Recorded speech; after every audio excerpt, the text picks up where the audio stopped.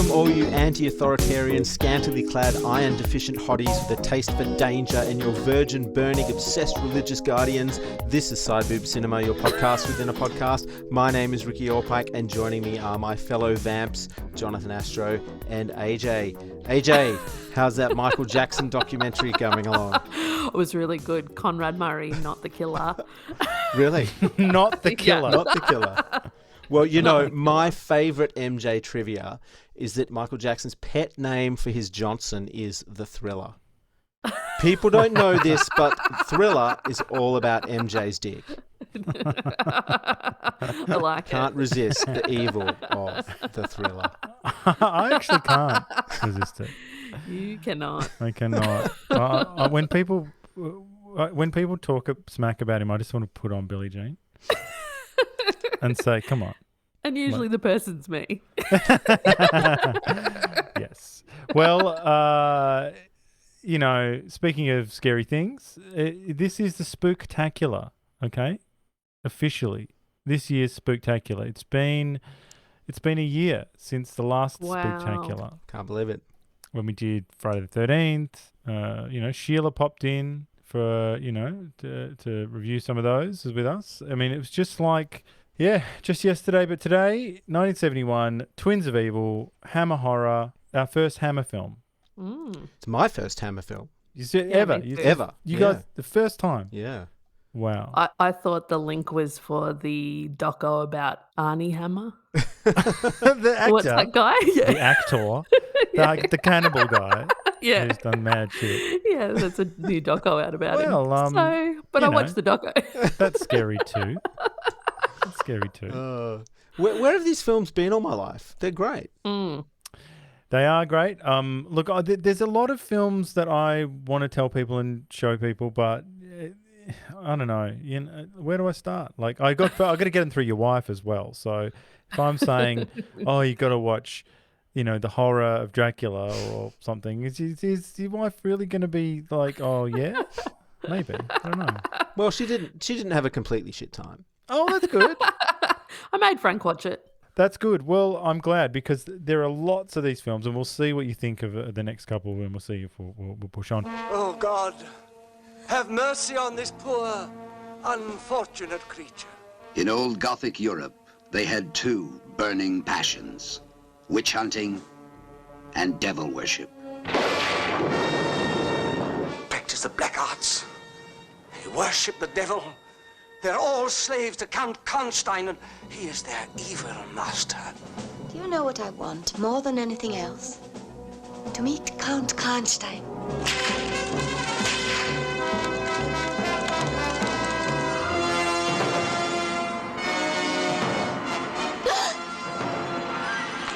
They look alike. They dress alike. Two identical beauties. But one of them has the very devil in her. For you, all pleasures should be supreme. These are the men they call the Brotherhood. Seek out the devil worshippers by burning them! And this is the sister who is about to enter the Devilhood. Look, what do you see?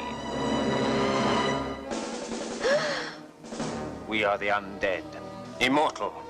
The devil has sent me. Twins of evil.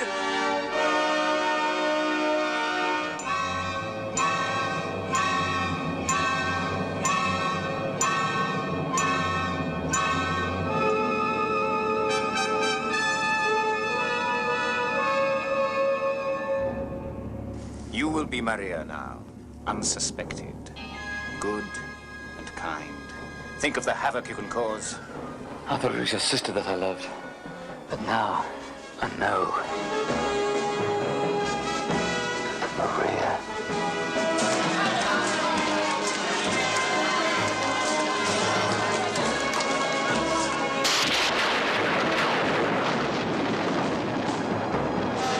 Twins of evil.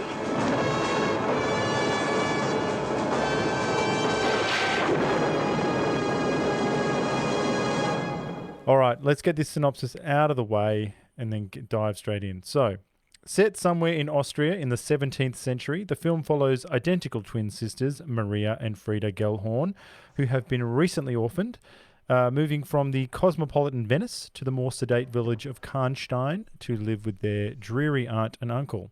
Actually, Aunt Weil, is played by Peter Cushing, is not all bad. Most nights he's on the town with a merry gang of Puritans called the Brotherhood, hunting down witches, who all seem to be young, hot chicks, and, well, probably not witches. Naturally, Uncle Weil is quite stern with the girls, that's Frida and Maria, which causes one of them, Frida, to act out, and she becomes quite infatuated with Count Karnstein, a pale and creepy bachelor who lives in the castle up the way. Uncle Weil is no fan of Count Karnstein, who has a reputation for his interest in Satanism and black magic, but the Brotherhood can't touch him because he's protected by the Emperor's favour. One night, one of his limp-wristed attempts at satanic rites gets real when he sacrifices a young, hot girl whose blood drips down into the tomb below and calls forth the vampiress Mircalla Karnstein from beyond the grave. She's hot too, okay? Point is, Mircalla turns the Count into a vampire. Frida, the wayward twin, the one who's up for it, AJ. Yeah, definitely up for it. Okay. She takes off in the dead of night to the castle after she receives an invitation from the Count. And Count Karnstein turns Frida into a vampire and offers her a chained young victim just for openers. Again, a hot chick. Frida returns home and Maria, her sister, complains that she's taken beatings in covering for Frida, her absence. But Frida threatens her and tells her not to go on doing so, covering for her. Maria has fallen for a young music teacher called Anton, who initially had the hots for Frida, but is now up for the other one, I guess. He's a bit of an expert on superstition, and when his sister is killed, he's become convinced it's the work of vampires. And one night, Frida attacks a member of the Brotherhood and is captured by Uncle Weil and thrown in a cell. While the Brotherhood debate her fate, Count Karnstein and his lackey sneak into... Oh, that's Joachim. We'll come back to him a bit later. They sneak into the cells and replace Frida with the chaste Maria, okay? The old switcheroo. Anton goes to see Maria at her home, but it's Frida, really. And she tries to seduce him and kill him, but he manages to repel her with a cross. Anton rushes to rescue Maria, who's about to be burnt at the stake by Uncle Weil out in the woods. And the Brotherhood are convinced Maria is not a vampire when she kisses a crucifix. So Uncle Weil bones up on vampire hunting from Anton. Basically, burning is bullshit. Stake through the heart or beheading is the only way. Uncle Weil, Anton, and the Brotherhood head to the castle to kick some ass. The Count and Frida try to flee, but Uncle Weil jumps them and he decapitates Frida in one fell swoop. The Count manages to capture Maria, the surviving twin, but our heroes are closing in on him. Weil challenges the Count but is killed with an axe to the back. Anton tosses a spear and hits Karnstein in the chest, killing the vampire, saving Maria. Anton and Maria reunite and the film ends on a frame of Karnstein's half-melted face. It's the last frame of the movie. Hot pink titles appear as well. Yes, yeah, that's crazy. Now, did they use a vampire film to tell the story of Four Boobs? Or did they use Four Boobs to tell a vampire story?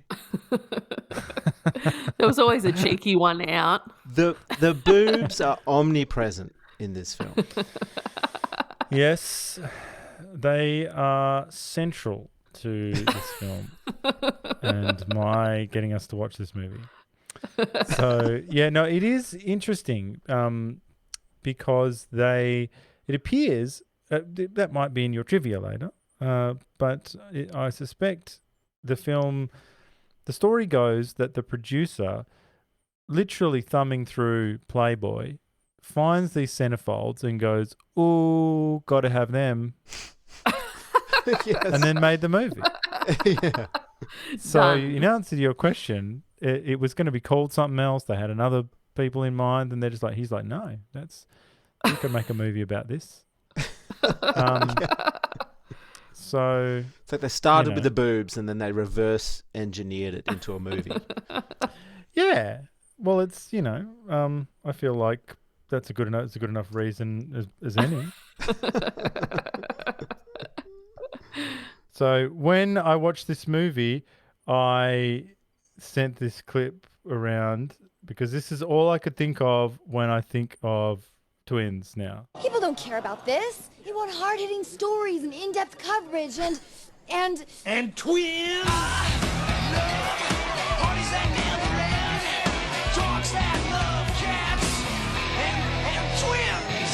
I love burritos at 4 a.m. Parties that never end. From Scary Movie 3, which I think is directed by one of it's Abrams or Zucker or one of them.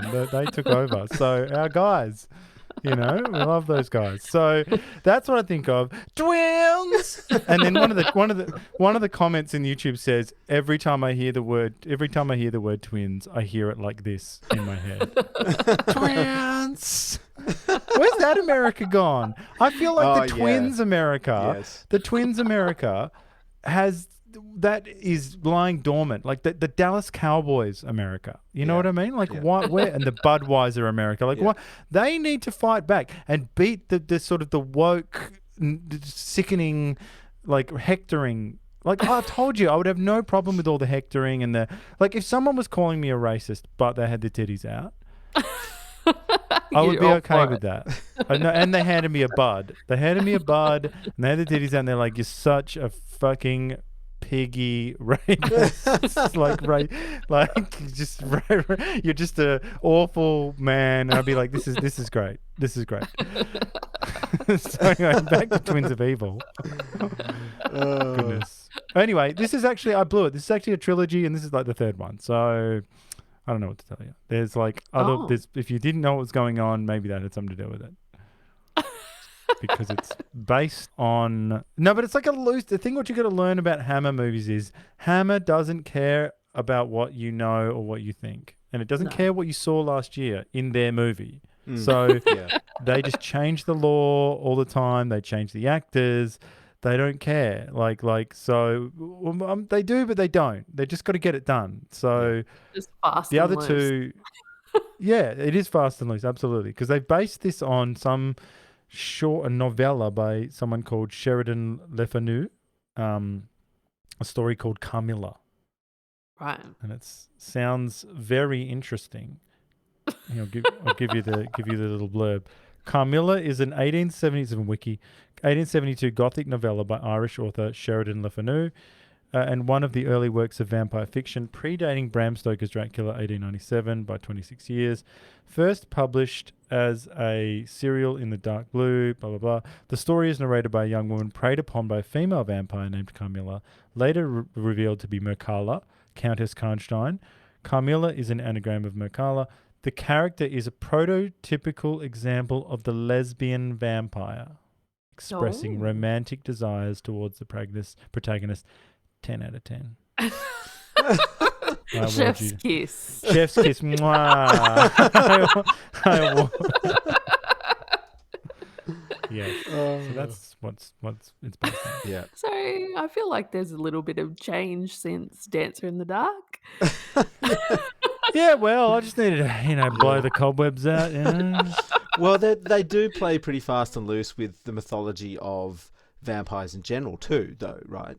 Because these vampires, they walk around in the daytime, and I thought that. The rules are kind of ambiguous too. It's like, when you get bitten, are you instantly a vampire? Do some victims die?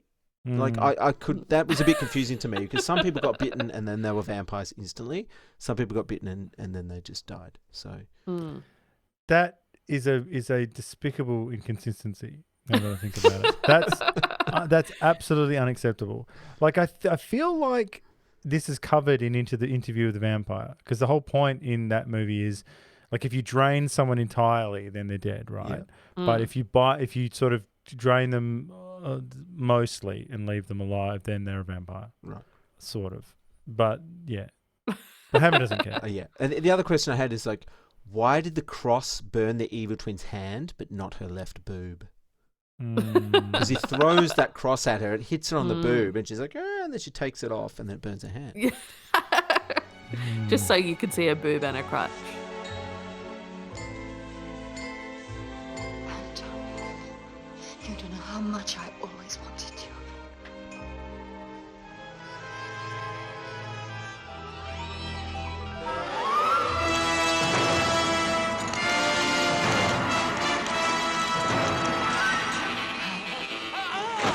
Horny horror. Yeah. We need to bring that scene is the best scene, and so we're talking about a scene where Anton, Frida pretending to be Maria tries to seduce Anton, and it's great. It's got like these great close-ups of her trying to sort of transfix him with her eyes. They're breaking the fourth wall. They're on a big screen. That would be amazing too. You'd be eyes and close-ups of the face on a big screen. That is just transcendent. So you'd just be like, oh, and bosoms as well. Dare we forget? Now, so basically she pops one out, and then the rest of it, and then they wrestle, and then she's trying to bite him, but not really, and so you're sort of going, oh, and there's swinging bosoms behind the lacy undergarments. Yeah. And did you notice when the swinging bosoms happened, the score had these timpani like these timpani hits. Come on, did it? It did. Yeah. That is fantastic stuff. I Another love it. chef's kiss, really. So now in that scene, I said, Katie was with me, and I said, "Oh my God, look!" And she goes, "What?" And I took it all the way back, and I said, "You see a bit of bush." So that's exactly what I said to Frank. I'm like, look. Yes. And she goes, "Oh, you saw what you wanted to see." And I go, well, yeah, yes. But I said big bush. I said, she's got a big bush. Like it was everywhere, like it was, she couldn't contain it. And so I just thought that was great. Like that, and it was the right amount too. During that scene, I was yelling at the screen, just saying, let it happen. Dude, Anton, just let it happen. just let it happen. Just let it happen. Oh yeah, I would let it happen. Yeah, I don't see what the big deal is. Just let it happen. Isn't that what Harvey Weinstein also said? Yeah. Just don't embarrass him in that hotel, and you'll be okay. With his weird dick. So this universe, though, the Hammer universe, and we'll learn more about Hammer as we go. We've got a couple more weeks, so we won't get too deep tonight. But maybe I'll get your perception. But I feel like one of the things that I feel like the Hammer is happening in the same universe as the Carry On movies. Definitely. Yeah. Like there's something about it's just constant old men and young hot chicks with no chicks in the middle. Like it's always, Peter Cushing and all these other old guys and just young chicks. And you just go, where's the women who aren't 18 to 28? Do they exist? Or there might be a crone maybe, but it's weird. Yeah, there's one crone. There's one crone, and then we've got just like, it's just these endless men. Like, I think this is what they mean when they talk about the patriarchy. I think this is what they mean, isn't it? This is because it's the world. When we've got the setup, when we this is what we create. We go, okay, I got it. Like we're running around this fire and vampires and only hot chicks and no one else. Have I can hate it when some ugly chick comes and ruins it. And you go, I know. Don't worry, none of them will be in it. Well, isn't this like Patriarchy the movie? It's like the whole thing is about keeping your stable of virgins intact, Yes. Well, it is, yeah. No, because it's a horror movie for the father of daughters, because it's basically about lock up your daughters. Like it's like you've got these hot daughters. It's like, what if you had really hot daughters? And you go, oh, I don't want hot daughters. And then, because they're doing snap zooms on the bosoms, like she leans over at one point, like to look at Karnstein, and the camera operator can't help it, just goes, wow, just zooms right in. So yeah, no, it is about protecting them, and because it's about the valorization of virginity, and virginity being a spiritual thing, but a gift to men and the rest of it, and I think which hasn't been a popular feminist notion. No. They're not that into that. I don't think Clementine Ford would be into that idea. No. You know? Well, would you like that scene where the Count is fucking that first vampire and she starts stroking off the candle? Yeah. I wrote down here candlestick hand job. Yeah. That was a nice touch. But I thought she was going to do something with it, not just jack it off. Like, So did I. I thought she was going to bang him with it or something. Yeah. No, but like the joke's on you. Like you thought you thought as a viewer that they were going to do something, that there was going to be some character development or some plot elements. No, she just jerked it off. And I didn't think I was watching Scary Movie. When the ghost is fucking her. Yes. Yes.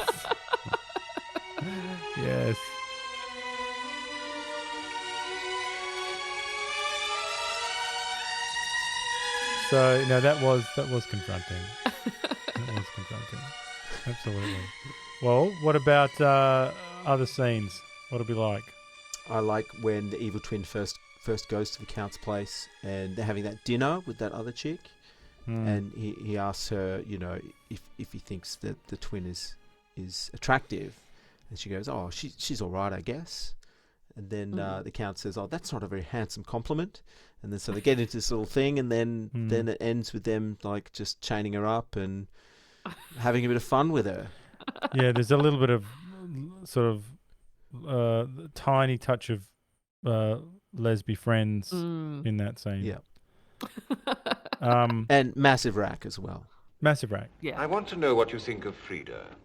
Don't you think she's beautiful? She's all right. That's not a very handsome compliment. You're not jealous, I hope. I am a simple peasant girl, my lord. We can be bought for a few pieces of gold. Now you're being insolent, girl. Get her. Silence, Dietrich. You need to be taught a lesson. Don't you think so? Yes. Then we'll punish her together.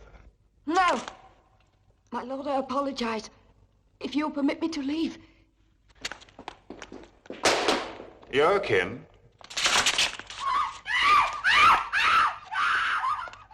Well, that's one of the things about Hammer. It's just cleavage, just like everywhere. Cleavage is again just it's just the top, like so simple, so simple. Think about that. I'm just going to have these two things. I'm just going to put them together, and you're going to see not much of it, but you're going to see enough, and it's going to be just the best thing ever.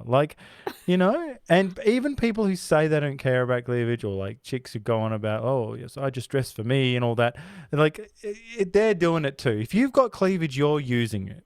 You can't tell me if you've got cleavage, you're not going every now and then just going boing, putting them together and seeing what happens. I mean, am I right Boing. or what? The timpani. Get the timpani out. Yeah. Well, some chicks like to do it, and then they just so they can yell at you and go, "They're not for you." Yes, well, they're not for me, but can't I at least look at the camera the way Benny Hill does after I see him? But that's why. No, it's like in Pulp Fiction when they say, it means nothing, but that's why it's so fucking cool. That's why he's talking about those. That's the thing about cleavage. It's we act like it means nothing, but really it means a lot. There's literally the top of someone's bosoms bursting forth, and sometimes it's obscene. It's like big globes hanging out there. Is this episode just like the boobometer extended or something? So.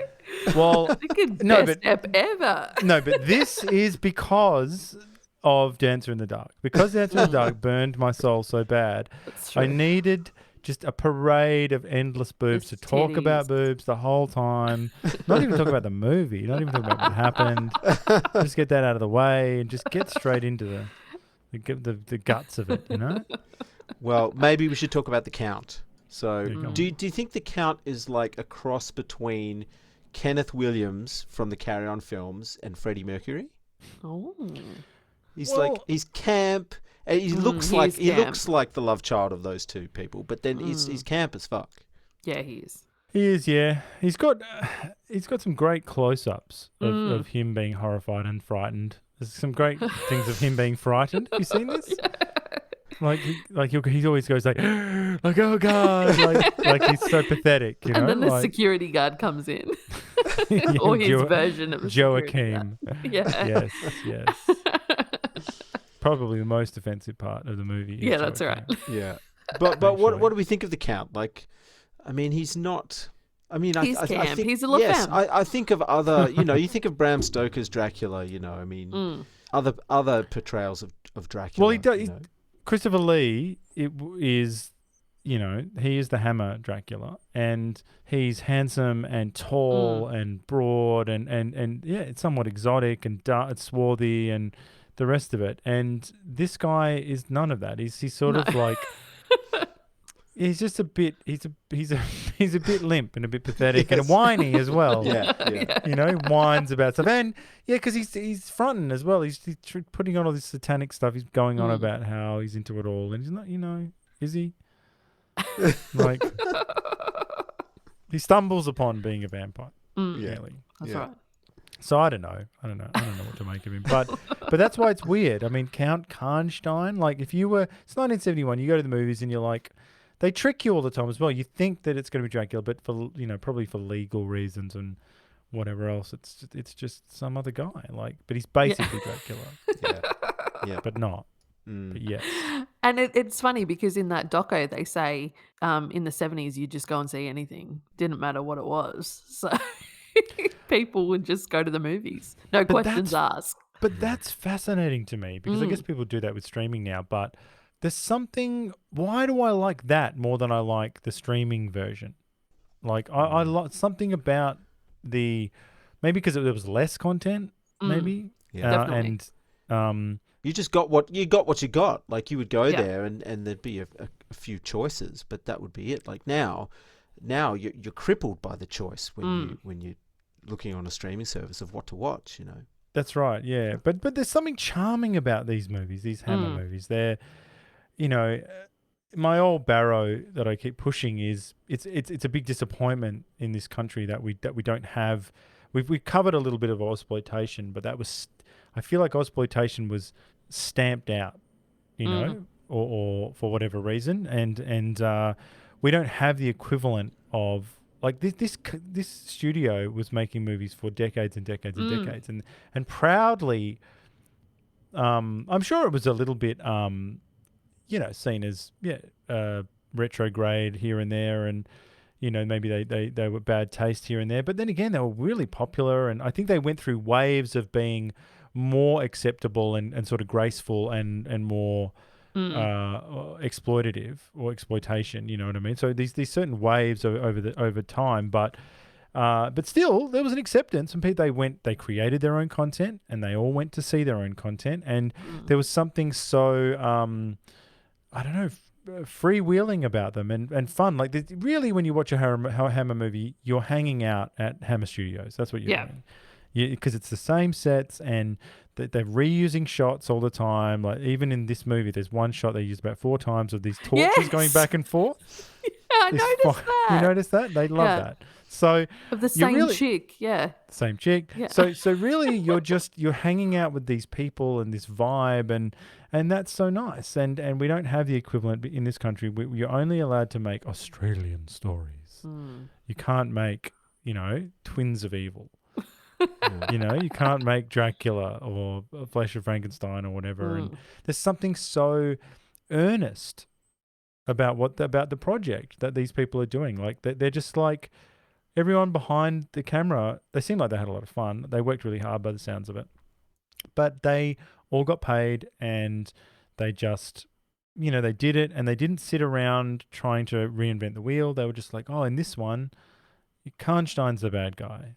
you know. Yeah. And in this one, there's twins. And where'd you get them? I got them from Playboy. And it's like, oh yeah, There's a good one and a bad one. yeah, that's right. yes, with weird accents. Yes. What the fuck are these accents? So, yeah, I mourn for what is it about our culture? Why don't we have Hammer Studios? We've got the fucking land to do whatever, like the resources. I don't get it.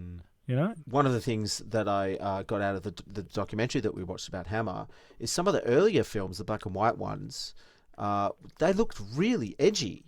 I really want to see that science fiction one about the ooze that comes out. Quatermass in the Pit. Yeah, Is it? Yeah. That looks really edgy. Well, there are. I've been playing it quite, close to my chest because I didn't want you to, I didn't know how it was going to go. But there are some that are fucking proper movies, like that. They made enough movies, and some of them are dreadful, and like Dracula 1972 AD or whatever. Like there's just ones that you just go, oh my god, and it's a train wreck. But they made enough that there are a few, more than a few, that are fucking proper movies. And I'll Frankenstein Created Woman, which I think we should do. Devil Rides Out, which is proper. Quatermass in the Pit, absolutely. And there are some that are in between that are just like really glossy and sexy. And I actually picked one from to start with in 1971. This is actually arguably on their decline. Right. So either depending on what you think, it's either their zenith or their decline, because they started to get a little bit more, the 1970s was a bit more freer time. Sex and gore was a bit more acceptable on screen, and so they started to lean into that a bit more, and sort of the charm, a bit like with the Carry On films, maybe the charm was starting to wear off a little bit. So where does the Raquel Welch film fit into this? What's it called? A Million BC or something? Years BC? That's one of their 50s ones, I think. They're from the 1950s. It looks ridiculous.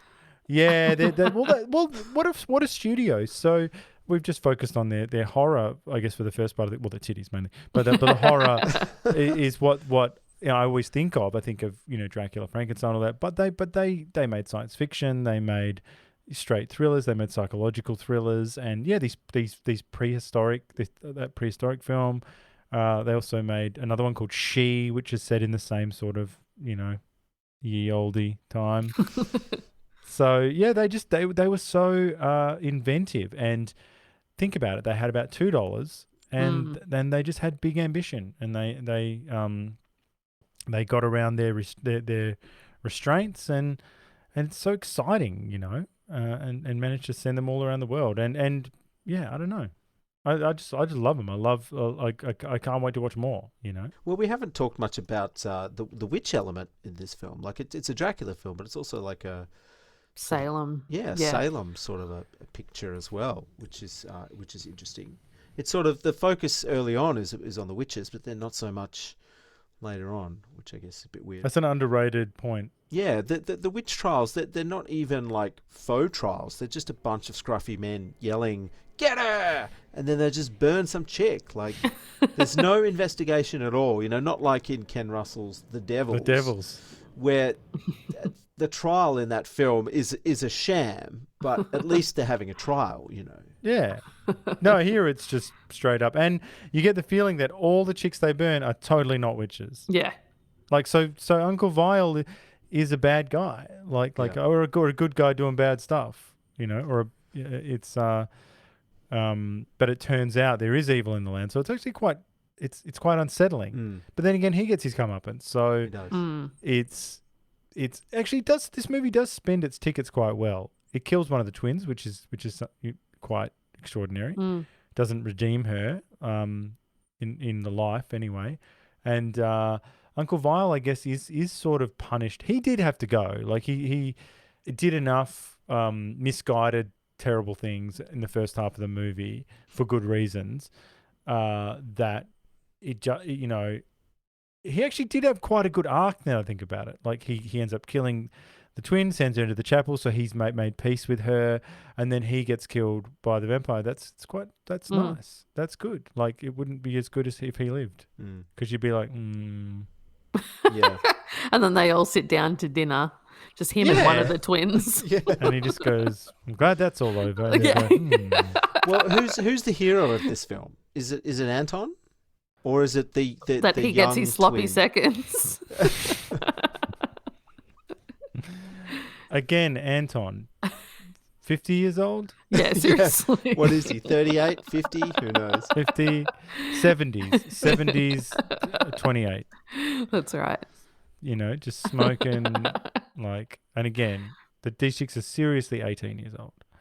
Yeah. Like, they are just like, you know, they are, in the old parlance, barely legal. Okay. But Anton, he's not a hugely likable character, really. Like, he's a bit of a douche. His music sucks. Well, You know, so I don't know. If he is the hero, he's not a very convincing one. no, well, it's got to be the twins, right? Mm. Well, actually, it's a tricky one because we don't. It's multi protagonist in a way because we actually begin with Uncle Vile, and then we introduce to the twins after. So it's sort of like Robert Altman-esque in the way we hang out with them and Karnstein. We're not, the narrative perspective isn't singular, so it's not like we are solely in the perspective of one or the other or just two. It's like it just goes anywhere we need to go. It's like, anyway, fuck it. We're going to see Karnstein now. That's right. Oh, here's the twins. They're in bed. Oh, they'll kiss. Maybe they won't. Oh, moving on. And how she says, I wish that you wouldn't go back there tonight. And it's only been one night. Yes. And it's like you've been going out there for 4 nights. Right. Again, they don't Just care. go with make it. sense. Just go with it. Yeah. They're just like, we've got to get this done. Yeah. Well, there's another shitty part of the film that jumped out at me, and that's how the Count gets past the guard to do the switcheroo. You know, it's basically he weirdly hypnotizes the guard or something. But yes, yeah, like from a script point of view, I guess they had to get into the jail and swap the twins over somehow without anyone knowing or without the guard getting murdered. So, let's just do this bullshit hypnosis thing. No, but that's a vampire thing. Is it? Yeah. Transfixing people. Yeah. But they haven't explained it very well though. Those close-ups are amazing though.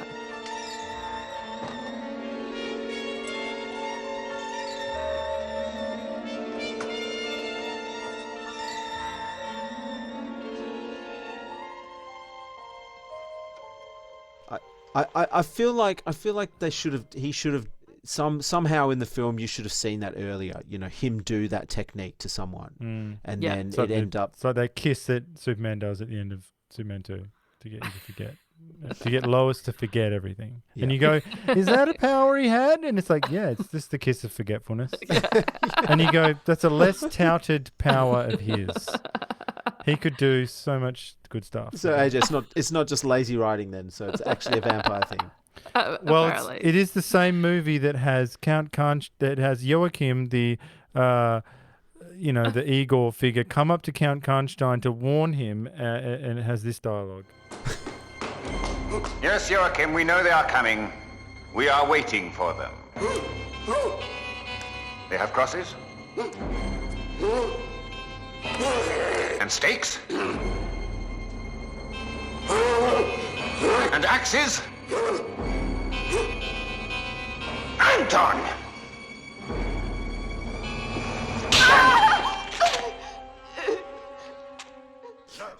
And why does he smack the twin after that? Yeah. Well, that's just for her insolence, I guess. General insolence. So what is Joachim's deal? This weird mute black servant guy. Well, I just figured you need an Igor, you need someone to do your bidding, or a Renfield in Dracula, a Renfield character, someone to but then again, these guys can operate during the day, so it's not quite as useful. He's the brawn in this movie, so he's a mute brawn and Hodor. Yeah, he's a bit of a Hodor figure. And, again, look, he is black. And I want to say, oh, that's great. But then I know that whatever you say is not great. So people would go, I can't believe you would say that. And you go, so what? Isn't that good that, at that time that, someone was getting a gig and it's like, yes, but they should have done more. And it's like, I know they should have. So what now? Is how those conversations always end. So, but it probably is offensive now that I think about it. Yeah. Highly offensive. It is, no, it's no good. They haven't tried it all. You know what I mean? And to not give him any lines. Yeah, that's the worst. Terrible. Yeah, That actually, is. yeah. No, that is a slap in the face. And then he It's has just to horribly mime the steak, sharpening the steak, sharpening his finger, and then it's just. And we hear that great dialogue though. So wins all round. All right. Well, while we're on the subject of men and things, I think it's probably time for Keeper or Creeper. So just a couple tonight. Look, we're not going to do Anton because Ricky's already sort of slammed him anyway, so I couldn't, to keep integrity. Because you might go, yeah, his music isn't that good.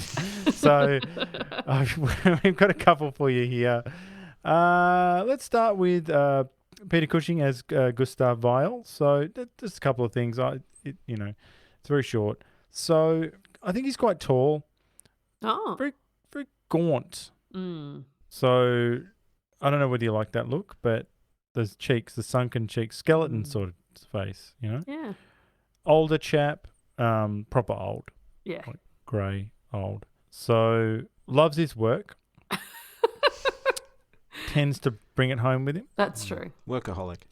Yeah. Workaholic. He's a workaholic. I'm not sure, but he might be a bit religious. Mm. And just a tad. And just one last little thing. I think he likes sitting around a good fire. He does. And I'm all for that. So that ticks that box. So that ticks that box. So that's Gustav Weil. Next up is Damien Thomas as Count Karnstein. Sort of slim and wiry, a bit younger than Weil. Now, how do I explain this? He's got sort of a black, Bob Buffont hybrid hairstyle. Good hair. It was good hair. It's good hair, but it's you think it's not a Bob, it's not a Buffont, it's somewhere It's in not between. a slick back. It's up, it's slicked back up and just down on the sides, pulled forward on the neck. So I looked at it a lot and I was like, what is that? He's aristocratic, rich. Oh, that's rich, true. Snappy dresser. So again, he's got all that going on. Huge digs. That's an true. Actual castle. That's So true. this And all a could dead be- wife. So sweet. She is out of the picture. So he is all good to go. Interested in trying new things, That's true. hobbies that. and whatnot. But if I had to be honest, I don't think he's going to call you in the morning. So that he seems to move on quickly.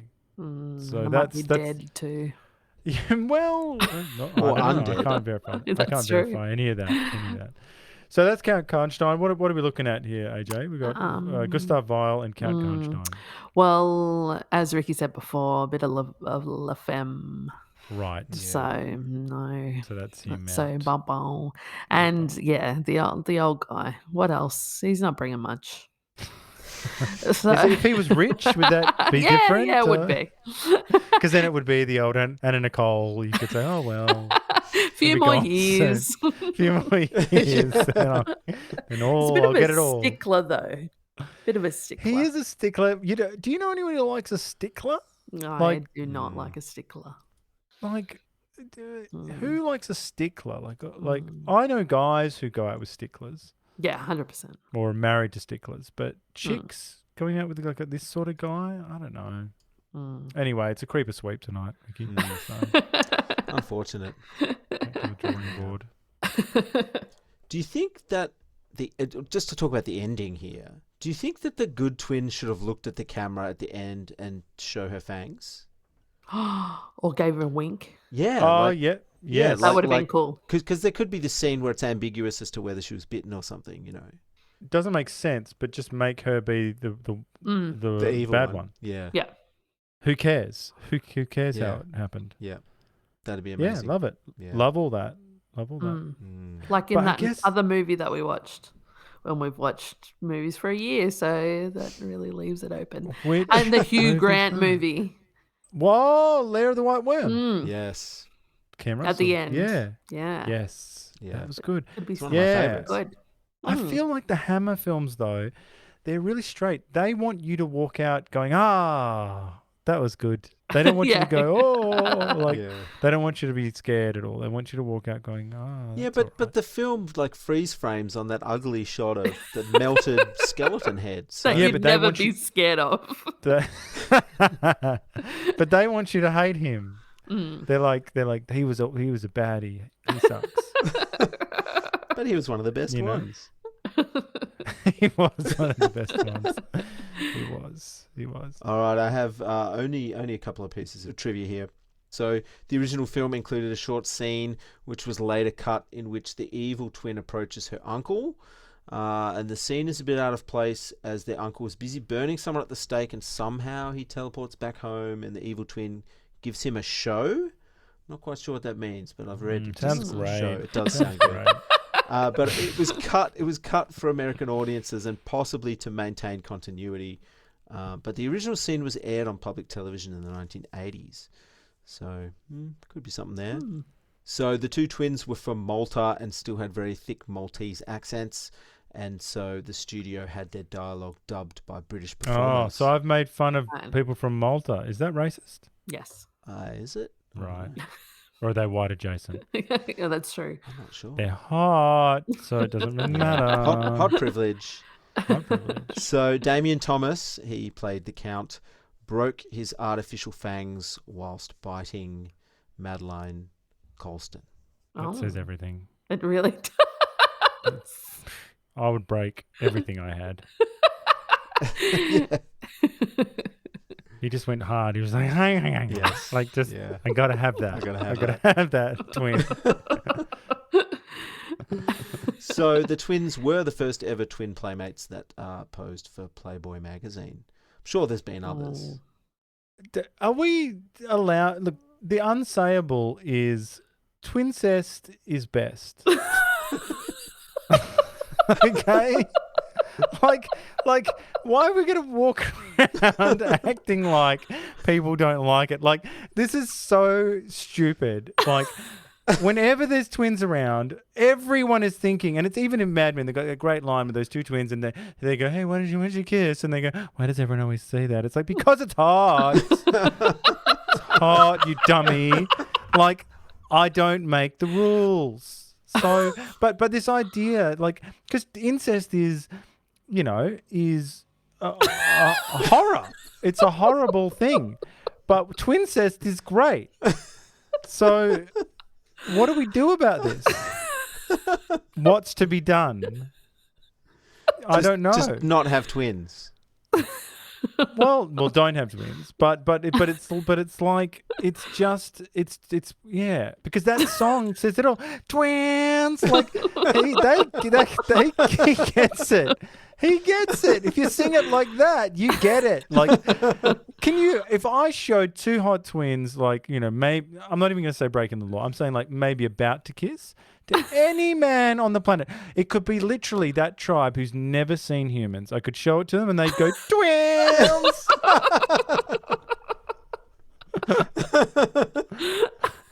And that's why this movie was made, and that's why we're watching it. Okay.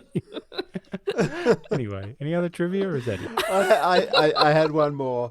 So special effects veteran Burt Luxford first employed Spam, that's the canned ham, then bone marrow, and finally resorted to using a large German sausage to simulate Frieda's decapitation for the climax of the film.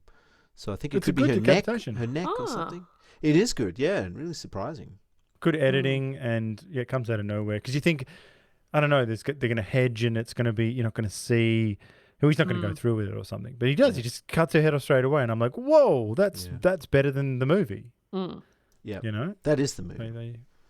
That is the movie. Yeah. And the boobs. And the boobs. Well, what do you want? Do you want Me Too or do you want... Yeah? Yeah. We need to talk about the Me Too meter. Yeah, all right, okay. Yeah, we do. We have to. You're right. We do.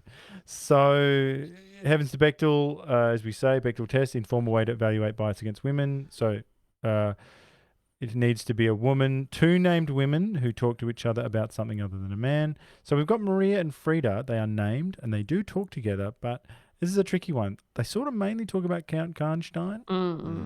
Like, but or their does uncle. it count? Or their uncle, but does it count? Like, I mean, what are the fucking rules? This test sucks. Bechdel, I hate you, but it's like, are they allowed to mention? I mean, he is a fucking vampire. Like, are we allowed to talk about a fucking vampire, or is it just a man? No, they should have other interests. No, a vampire and a witch hunter. It's like, oh no, if they're not talking about Todd, the hot, like, you know, water cooler guy, who, you know, like. They should be talking about their side hustles. They should. Oh, they would slay on OnlyFans. Yes, they would. So anyway, on with the show. I think it fails the test. So this movie announces itself early when Maria and Frida arrive in town, and we see a quick shot of 3 male villagers giving each other a nod and a wink. Ladies, pay attention. This is what we do the moment your back is turned, okay? You hand us the spreadsheet of the creditors and turn your back to go to your cubicle. Meanwhile, we're nodding and winking and going, whoa! I'd like to butter her crumpet. You've all been warned.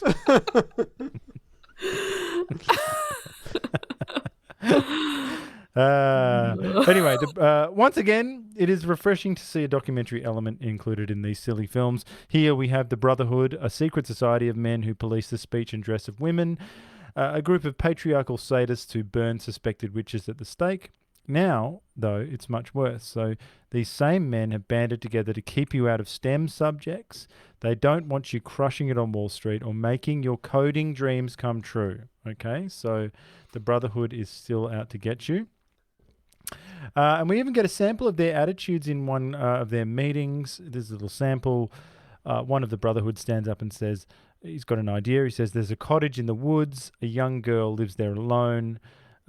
Refuses to take a husband, someone says. And then he pipes in with, they say she has many husbands. Oh. Well, little do these men know that having no husband and having one-night stands is the pathway to happiness of the modern woman. The Brotherhood, they probably want you to, take a bit more time off work, focus on raising children and joyfully experiencing the growth and development of new human life. Well, fuck you, boys. Nothing gets in the way of my graphic design career. Okay? So that's what we're going to do. So fuck you, Brotherhood. We know what to do. Anton is a teacher at the local school, and yet he thinks it's appropriate to get hot pants for young hot twins. He abuses the power relationship to get his own terrible ends, and there is nothing, absolutely nothing, desirable about the thought of 2 nubile women caressing and fondling each other's bodies, exploring identical flesh with fingers and tongues as they writhe in one hot, sweaty mess. Nothing, I say. Fucking hell. Nothing. Anyway, the most egregious crime of the film comes in the form of the twins of the title, which I suspect is also some kind of dirty euphemism, to be honest. This movie was created because one of the producers, Harry Fine, happened to see a Playboy spread featuring the Colson twins.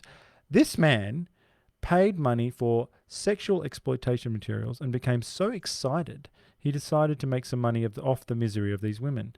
I don't know where to start. This entire movie is an exercise in sexual humiliation of these young women, innuendo, suggestive looks, bosoms smashed and squeezed together in fancy dresses, and the most disgusting scene in which Vampire Frida seduces Anton by popping a titty out and then having a sexy wrestle with him in a vain attempt to sink her fangs into his neck.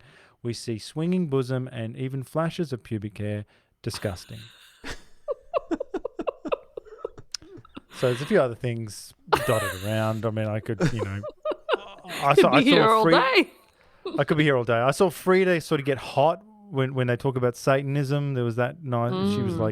She's like all turned on. We see shadow of bush of the other chick who's laying on the altar through the sheet. So that's all there. And there was a comment about funny staring eyes of men, like wanting to.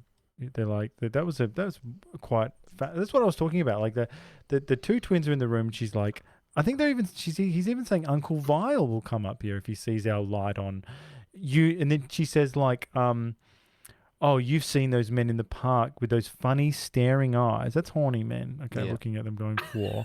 And but she's implicating Uncle Vile in this, that he's going to come up and punish them. Yes. I mean, that's beyond the pale. So you're not into that kind of incest? That's disgusting. That's disgusting. But the other thing is great. So anyway, what do we think? What does this get out of 10? 10 out of 10, all the way. 12. Yeah, I think it gets about that. I wonder what the Guardian says, though. I reckon we'll check them out as we go along. But I feel like there's probably one person, the old school Guardian, who's probably like hanging on. Is like, oh, I like Hammer films. Oh, they're so charming and lusty, and like going, oh, am I going to get fired? Like, are they going to say, did you say lusty? And then you go, yeah, and like that's code for rape culture. And you go, oh, I thought we could watch Hammer movies, and they're like, no.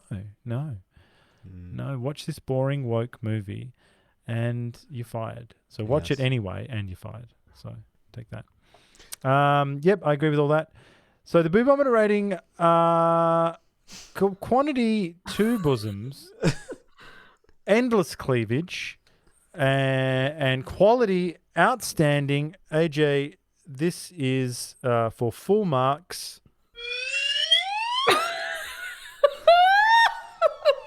Was that a slide whistle? Yeah, fucking A. There's going to be a lot of eye closing right now, guys. Yes. As he takes it all in, drinks it in. So that's the full marks sound. Yes. Okay. Well, I think the evil twin is slightly hotter, but the timid one has the bigger rack. Am I reading this correctly? So that's quite Anton of you. He was into the dirty one. Yeah. Initially. Yeah. And then he was like, "No, I want the pure one." Yeah. That's right. With the bigger rack. I want the one that hasn't got beheaded and won't eat me.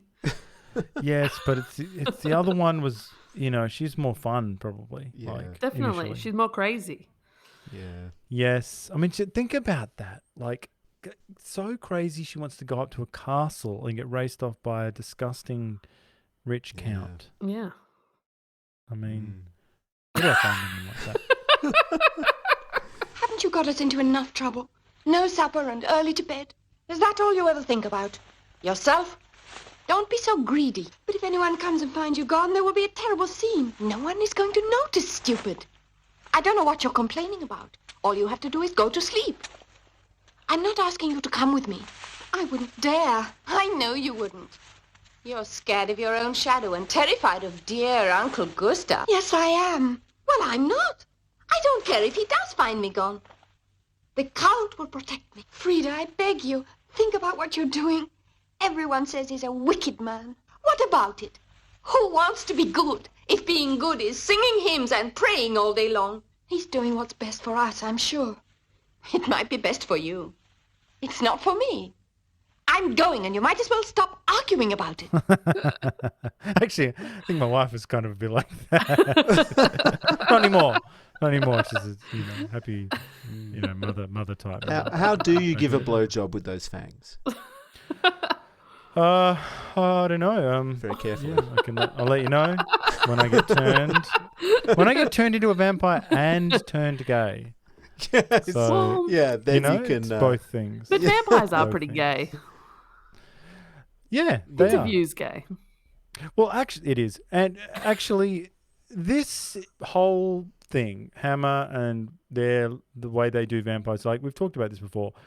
I mean, I know it's low-hanging fruit, but one thing that stupid Twilight series doesn't understand is why vampires are great.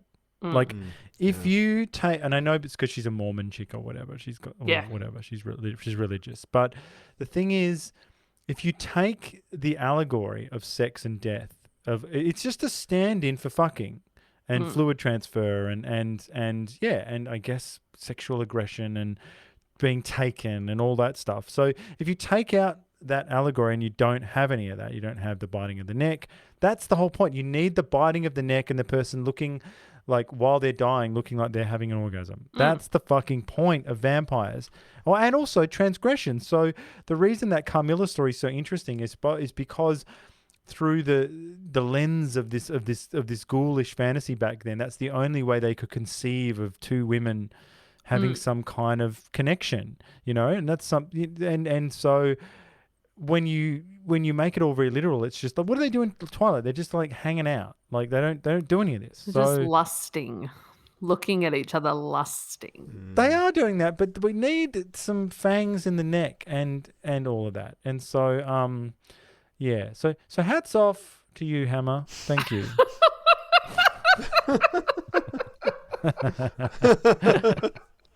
Hey, what if they listen to Dance in the Dark and they listen to this one and they're like, is this the same fucking show? Yeah. It is. I love it.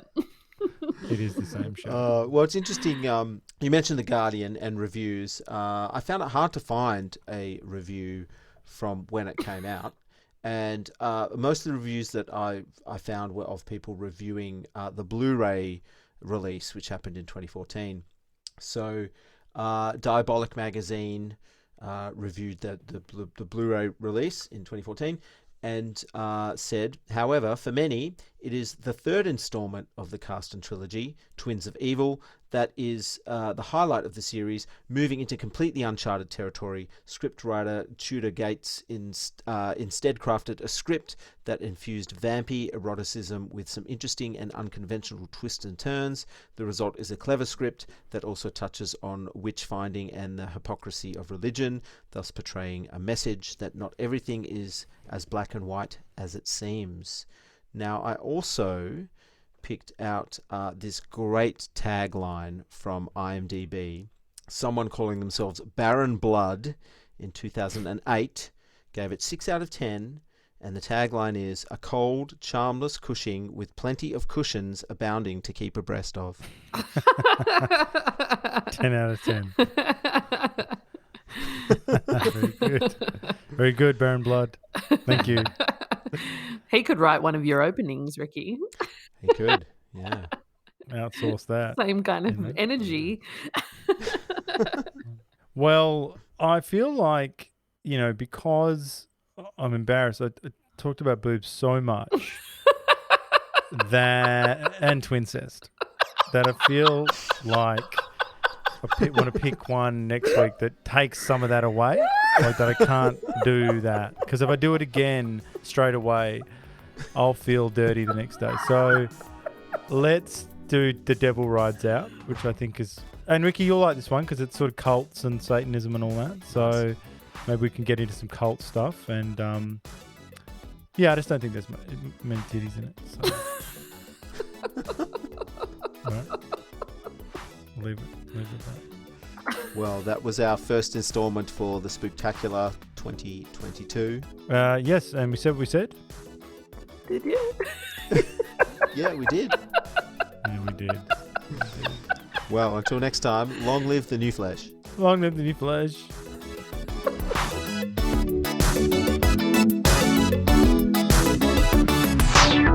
Twincest is best.